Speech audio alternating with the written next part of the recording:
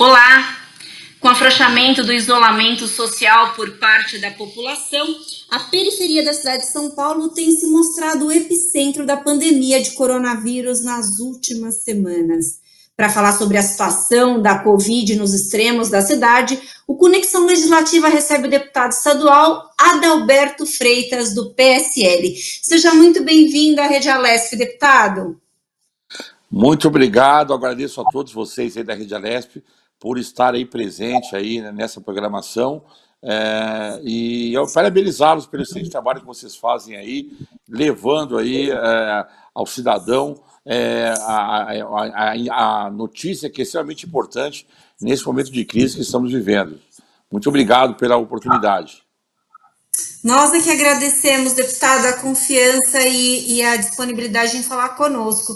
Deputado, como é que está a atividade parlamentar em meio à pandemia? Está bem intensa, viu? Hoje mesmo já tivemos duas sessões, estamos indo para mais uma, sempre através de videoconferência, para poder votar aí os projetos de lei que com a intenção de levar para a população aí benefícios aí que são necessários nesse momento de crise.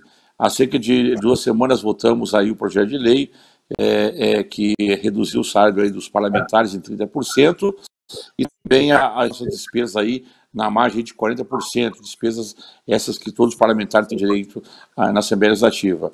E estamos em votação, amanhã vamos ter outra sessão também virtual, né, onde estamos discutindo já um projeto de lei que chama um projetão lá da Alesp, onde todos os parlamentares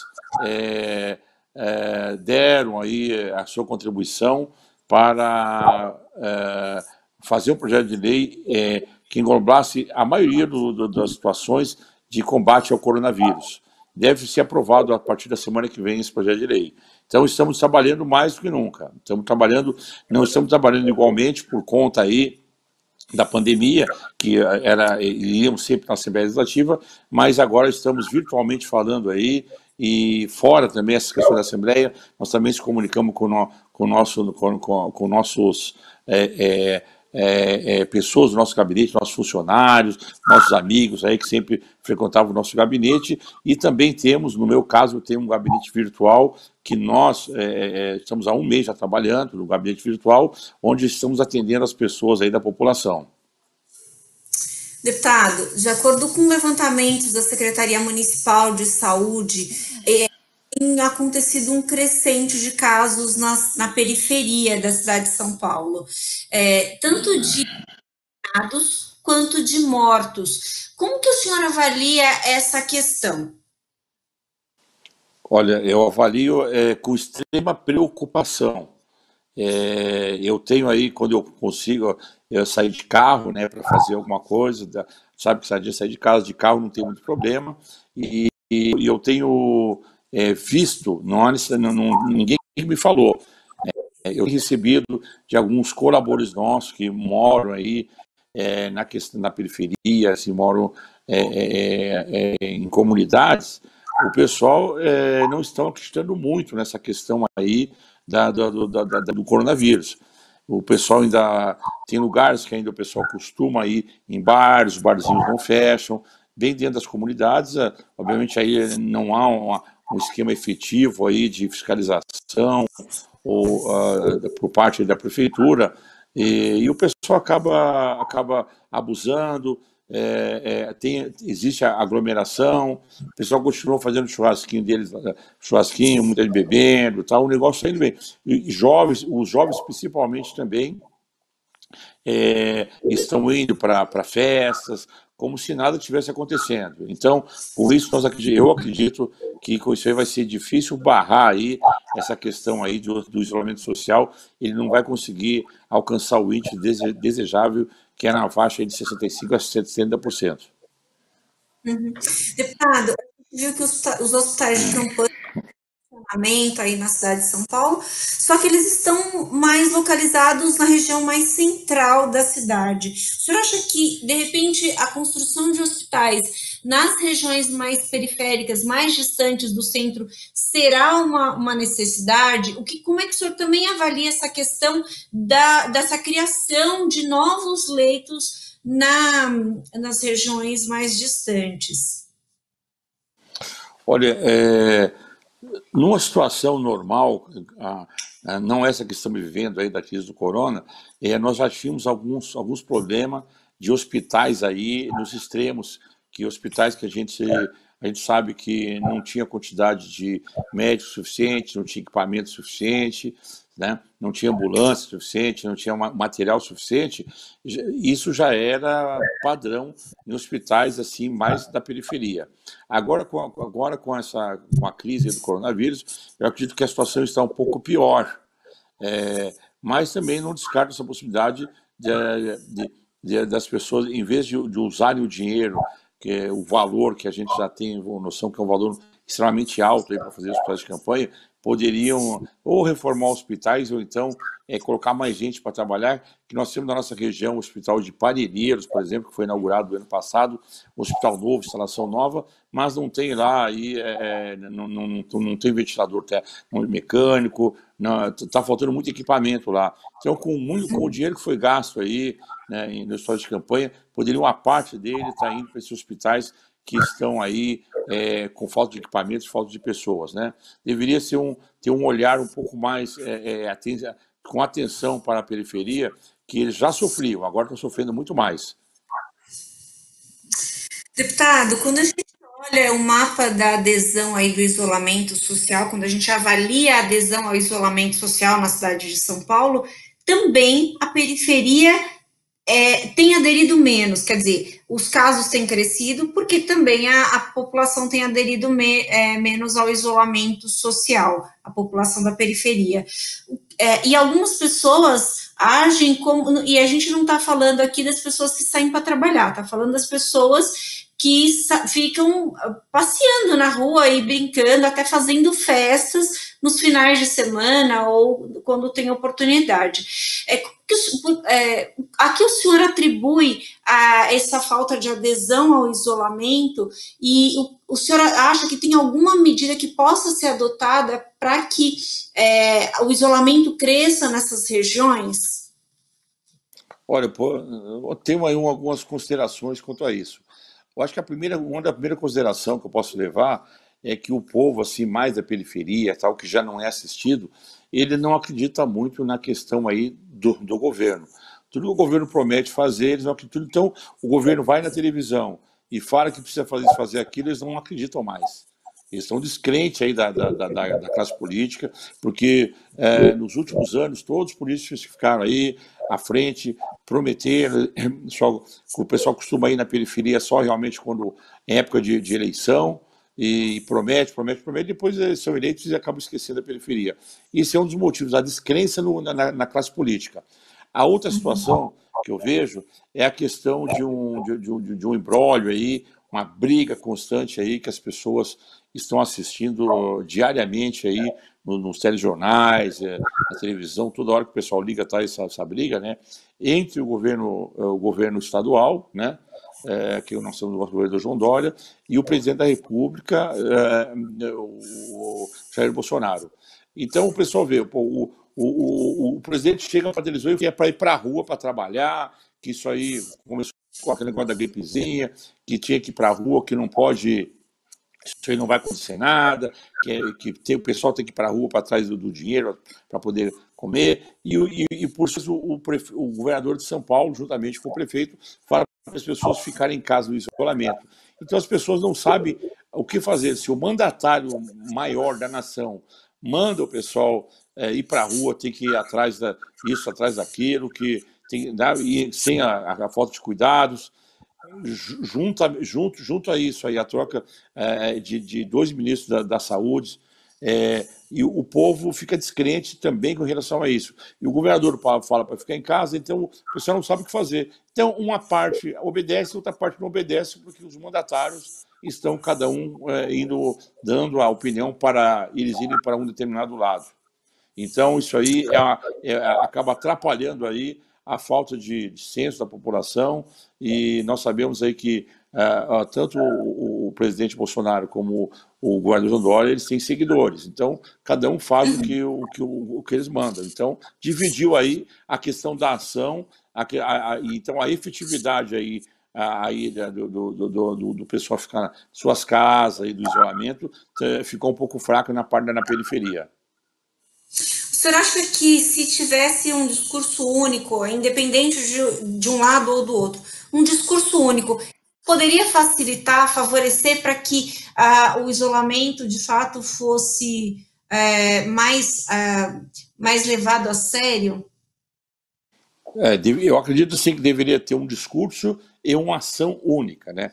Porque quando você fala nas questões das pessoas que são um pouco mais assim economicamente completas aí, né? Que a pessoa pode ficar em casa aí 3, 4, 5, 6 meses aí, que o dinheiro que ela tem, o rendimento que ela tem, não vai possibilitar dela passar aí por questões de falta de alimento, ou por questões de falta de remédio, ou até mesmo assistência médica, essa pessoa não tem problema nenhum, ela vai ficar na casa dela. Agora, quando você trata da periferia, a pessoa já tem uma condição social um pouco mais baixa, ela não tem condição financeira de arcar com prejuízo, com compras, com tudo mais. Então, obviamente, o que acontece? Se é um pessoal que não... eles olham para a geladeira dele está vazia, ele vai sair da casa dele para procurar um emprego, fazer um bico, alguma coisa, para poder colocar alimento dentro da casa dele. Então, a ação efetiva seria o governo, tanto estadual como municipal, juntamente com o federal, fazer um trabalho, ou seja, para poder assistir um pouco mais ao pessoal os mais carentes,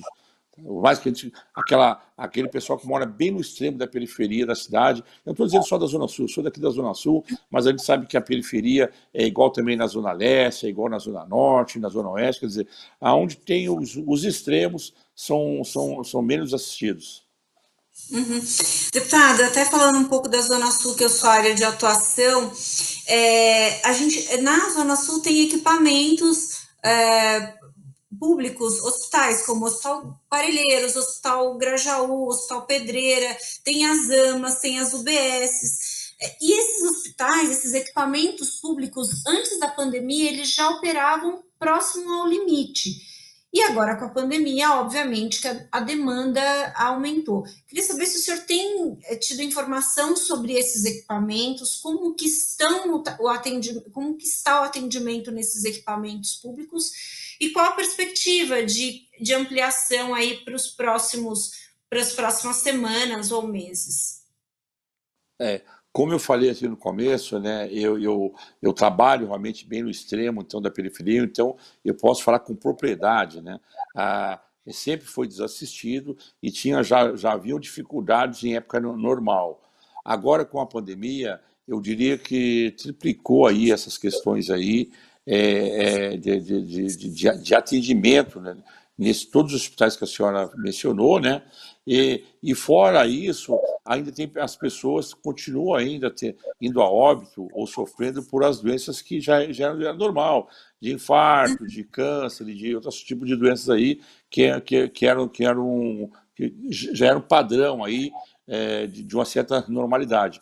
Aliado a o crescente número de pessoas infectadas pelo Covid, diria assim, né? Eu acredito que não está ainda no colapso aí, mas eu acredito que esteja perto disso acontecer, e isso serve de alerta para as autoridades sanitárias, governadores e todo o pessoal envolvido, para que no futuro a gente consiga fazer um trabalho envolvendo toda a classe política, a classe empresarial, todo o pessoal, para poder deixar preparados os hospitais para já atender a população de uma forma mais digna. Porque a gente sabe que isso aí foi um vírus que obviamente, a gente está torcendo para que ele termine logo, né? Mas não podemos descartar a possibilidade que daqui a um tempo poderá vir um outro, talvez até mais perigoso que esse, com a condição de contágio maior.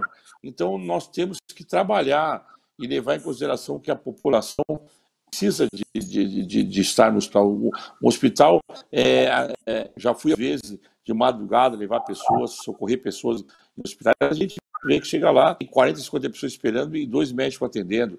Eu mesmo já tive a oportunidade uma vez de ir de madrugada no Hospital do Servidor. Foi uma coisa assim, uma coisa absurda. Parece que nós vivemos num outro mundo e a gente sabe que ali já foi flagrado em alguns hospitais que a escala de médico lá, você vê que tem 20 médicos na escala, mas na verdade você vai ver que tem 2 ou 3 só trabalhando, né? Isso quando estão trabalhando, quando estão fazendo outras coisas lá. Eu cheguei a ver uma pessoa a quebrar lá a parte do Hospital do Servidor Público, que tinha chegado ali ao meio-dia e já era 2 horas da manhã, a pessoa não tinha tido o resultado do exame dela. Então, quer dizer, é uma coisa absurda que acontece. Eu acredito que essa questão da saúde tem que ser vista com mais seriedade, principalmente nas regiões onde a população é mais carente. Porque o cara que tem grana, ele não vai no hospital nunca, ele vai no Hospital Bom, no Sírio, no Albert Einstein, ele já, sabe? Então, ele não tem essa preocupação, isso é uma coisa que menos preocupa ele. Mas a população carente, sim, eles precisam de cuidados, até pela própria condição financeira deles.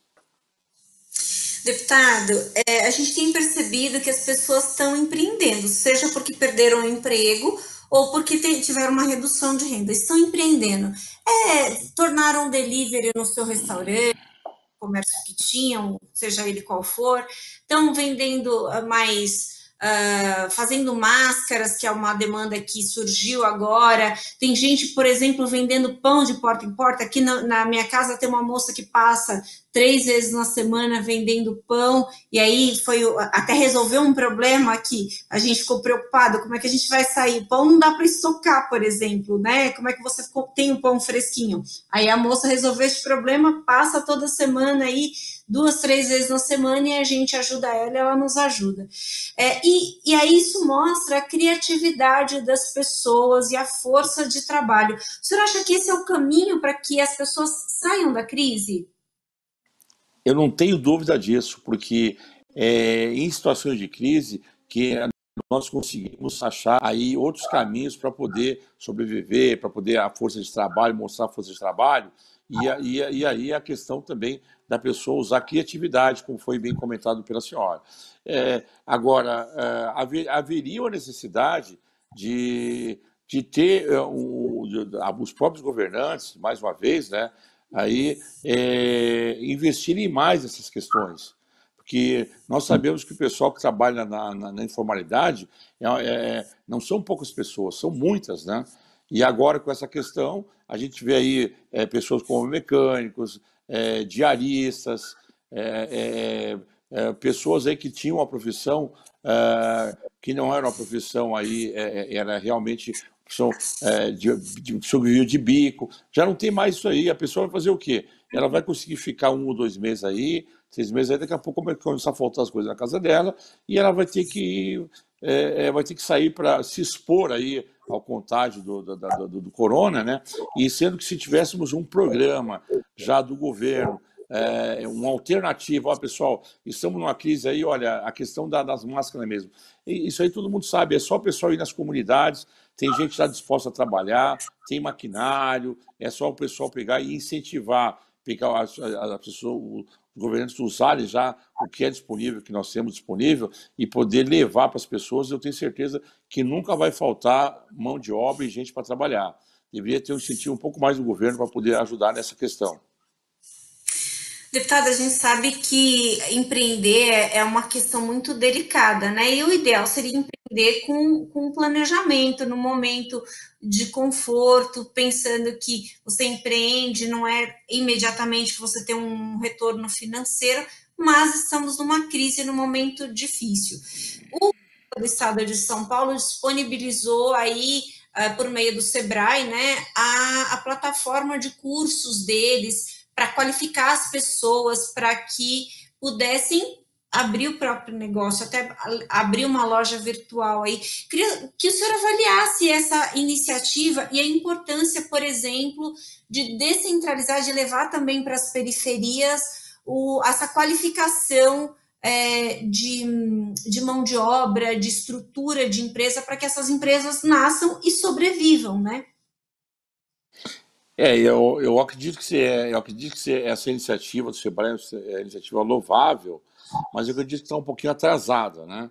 Isso aí deveria ter acontecido um pouco antes, porque agora a pessoa que está em casa, você pode oferecer até um curso de profissionalizante e tal, mas a pessoa ela vai falar, pô, mas eu não tenho comida, eu não tenho como pagar minha internet, não tenho, como que eu vou fazer para me qualificar agora e depois de qualificar que ramo de trabalho que eu vou entrar, sendo que a maioria dos postos de trabalho estão fechados ou irão fechar nos próximos meses, né? Porque se essa pandemia, se ela se estender por mais 60, 90 dias, dificilmente vai ficar aberto aí o comércio, alguma outra atividade aí que não esteja funcionando hoje. Vai chegar uma hora que ela vai parar, né? Então, deveriam ter aí os empresários aí, obviamente a decisão que eles tomaram foi acertada de querer ajudar, né? Mas está um pouquinho atrasado, viu? Deveriam ter sido feito antes essa iniciativa, que são boas iniciativas. Mas hoje a iniciativa melhor que o empresário pode tomar é tentar dar aí, alimento e dar uma segurança para a família. Deputado, até falando um pouquinho sobre essa questão da iniciativa do empresário, a gente sabe que é complexo essa questão, voltando também um pouco à questão do isolamento social, a gente sabe que isso é muito complexo. O trabalhador quer ir até o seu local de trabalho para ganhar o seu pão de cada dia, ele precisa ganhar o seu pão de cada dia. E, por outro lado, o empresário não libera esse funcionário, não faz aí um sistema que ele possa se manter em isolamento. Por exemplo, um rodízio interno aí dos funcionários para que reduza o número de pessoas dentro das empresas e, ao mesmo tempo, ele consiga manter uma certa segurança dos funcionários. Eu queria que o senhor avaliasse também isso, o papel dos empresários com relação à pandemia. Se a colaboração dos empresários também ajudaria ao isolamento ter uma adesão maior. Eu não tenho dúvida, mas acredito que está faltando aí, mais uma vez, aí, um apoio à classe empresarial para como eles vão se portar. Porque a gente percebe assim, tem um empresário que trabalha, então, ele toma uma decisão, outro toma outro, mas não tem assim, orientação de entidades assim que são do mercado de trabalho, será que poderiam, nesse momento, tá levando para eles aí uma opção melhor de como fazer esse exemplo aí de, olha, você tem tantos funcionários, faz um revezamento para não ficar tanta gente, separa um pouco lá o atendimento. A gente vê aí nas farmácias que estão abertas em padarias, a gente viu que o pessoal deu um jeitinho ali e tal, para poder atender a clientela, né? E sem ter perigo de contágio. Foram instruídos a fazer daquela forma, né? Mas a gente percebe que quando você vai um pouquinho assim, um pouco mais longe, você vê que o pessoal não age de outra forma. Está fazendo meio que uma arrumação doméstica, né? Então, eu acredito que deveria ter um pouco mais aí de orientação à classe empresarial, até mesmo pelos sindicatos que eles pertencem, associações, que a gente sabe que existe bastante associações aí e sindicatos que poderiam estar orientando essa hora como fazer para poder eles conseguirem ainda trabalhar, mas de uma forma que evitasse aí o contágio de outras pessoas. Deputado, no início da pandemia, os médicos apontavam que o grupo de risco eram pessoas idosas com doenças pré-existentes. Ao longo do processo, isso mudando. Hoje eles falam que pessoas com sobrepeso estão também no grupo de risco, que já teve contágios e mortes de crianças, de adolescentes, e aí, obviamente, aumentou aí o leque de preocupação do poder público. Queria saber se os deputados também estão preocupados, o parlamento também está preocupado com esse volume maior de pessoas que o parlamento, o executivo e o legislativo vão precisar assistir aí, né, nos próximos meses que pode durar essa pandemia. Isso é preocupante, né? Porque realmente foi muito bem comentado, né? No começo disso, todos nós tínhamos a informação, né? Que somente os mais idosos, que poderiam ter com algum problema, poderiam ter, e a gente já vê que tanto os idosos como quem é média de idade, e até pessoas de idade adolescente aí, já tiveram um problema de contato com a doença. Isso é um quadro preocupante, que pegou todo mundo de surpresa, como na realidade a própria pandemia, quando ela veio, ela tomou o mundo inteiro, de aí nos acostumado a ficar em isolamento. O ser humano nunca ficou tão tempo isolado, então obrigou nós a termos um outro tipo de atitude. Eu acredito fielmente que o isolamento é a melhor forma de combate. E só que a gente vê que não estamos conseguindo. Então, deveria ter uma consciência de tanto pessoal de um pouco mais de idade, como os jovens e até mesmo as crianças, tem que ter cuidado, porque sabe até onde que vai isso daí. Então, deveria ter uma informação e cuidado, assistência para que essas pessoas aí pudessem não correr o risco de contágio. É preocupante. Deputado, ainda tratando sobre a Assembleia Legislativa, o senhor é um deputado que está no seu primeiro mandato e a Assembleia tomou iniciativas e tratou de assuntos aqui, né, para combate à pandemia, que foram muito importantes. Foi o projeto que decretou a calamidade pública aí no Estado, foi a liberação dos fundos especiais e a criação de um fundo único, foi o projeto que o senhor citou antes, aí que reduziu os salários dos parlamentares e as despesas da casa. Foram várias ações para ajudar a população, para combater a pandemia. Queria que o senhor avaliasse esses projetos e como que o senhor se sentiu no meio a importância do seu mandato aí no meio desse processo todo. Olha, é uma situação assim, como eu falei na resposta anterior, inusitada, que pegou a todos de surpresa, a pandemia. E nós, lá na Assembleia Legislativa, são 52 parlamentares novos que estão lá, né, nesse mandato, acho que mais de 55% da casa dança, né? Aliado ao pessoal que já estava há mais tempo lá, que foram reeleitos e tal. Então foi uma junção muito boa, que houve a questão dos mais experientes ajudarem, quem está chegando e tudo mais, e num momento que todos nós tivemos que nos unir. Não importou mais aí a questão partidária, porque a dor e a doença e a fome não tem partido, né? Ela vem e ataca todos, né? Então, houve assim, por pior que seja o resultado ruim dessa questão da doença, da pandemia, surgiu aí entre nós parlamentares a preocupação única de trabalharmos em prol de toda a população, ou seja, uma coisa que deveria ser natural, né? Mas a gente sabe que às vezes tem essa questão do partido, eu não vou falar com fulano porque é de um partido, não vou falar com o outro porque... Isso terminou momentaneamente. Todos nós estamos lá ajudando um ao outro, conversando. Os parlamentares se aproximaram aí, porque a doença, né, como eu falei, não escolhe partido, né, não escolhe, pessoa, a dor também não escolhe. Então, nós estamos todos vivendo um momento único.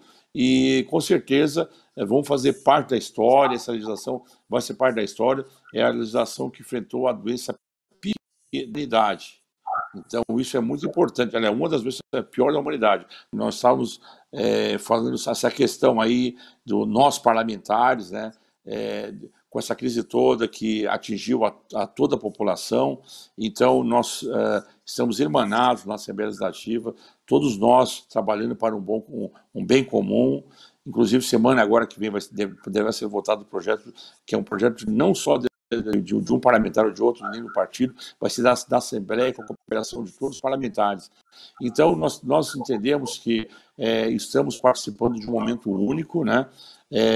Da importância que tem a união dos parlamentares, de poder estar representando o povo paulista, o povo da cidade de São Paulo, paulistas e paulistanos, estamos representando, e vai ser histórico isso, porque com certeza nós parlamentares estamos tendo a oportunidade de ajudar a população num momento, numa crise que pegou todos nós desprevenidos. Estamos uma crise mundial, né? Eu acho que a humanidade nunca passou por uma situação como essa. Obviamente tivemos aí questões aí no passado de guerras e tudo mais, mas acredito que não tão grave quanto essa aí, que a pessoa não sabe de onde vem o inimigo, não dá para conversar com o inimigo. O que dá para fazer é isolar o inimigo, que é o que todo mundo, que nós estamos fazendo. Tivemos a notícia recentemente aí, essa semana, de possível 2 laboratórios aí americanos que poderiam ter uma vacina aí para poder ajudar, mas nós sabemos também que até isso se colocar aí à disposição, chegar no Brasil, vai demorar aí um certo tempo aí de 4 a 5 meses, talvez só no começo de 2021. Então até lá nós vamos ter que fazer o que estamos fazendo e tentar melhorar aí as situações. Mas o povo de São Paulo pode contar com os parlamentares que nunca antes na história da Assembleia Legislativa houve um problema tão grave para ser resolvido e estamos lá irmanados para poder ajudar. Deputado, eu queria muito agradecer a sua participação, a sua disponibilidade em falar conosco, em dar uma pausa na sua agenda para esclarecer os eleitores e dizer que a Rede Alesp está à sua disposição para que a gente possa conversar em outra ocasião sobre esses assuntos, atualizar o eleitor e o paulistano sobre as ações do seu mandato em benefício da cidade de São Paulo, do estado de São Paulo. Muito obrigada, deputado. Olha, eu que agradeço mais essa oportunidade e parabenizo vocês mais uma vez pelo brilhante trabalho que vocês têm feito e peço à população, vamos se cuidar, gente, vamos usar máscara, vamos fazer o isolamento, vamos fazer o que os médicos estão pedindo. Fiquem com Deus e até uma próxima. Muito obrigado. O Conexão Legislativa fica por aqui. Falamos com o deputado Adalberto Freitas, do PSL, sobre as periferias da cidade de São Paulo, a situação das periferias. Eu agradeço a sua presença aqui conosco, a sua companhia. Você pode acompanhar esse programa e toda a programação da Rede Alesp nas nossas redes sociais. Muito obrigada e até breve.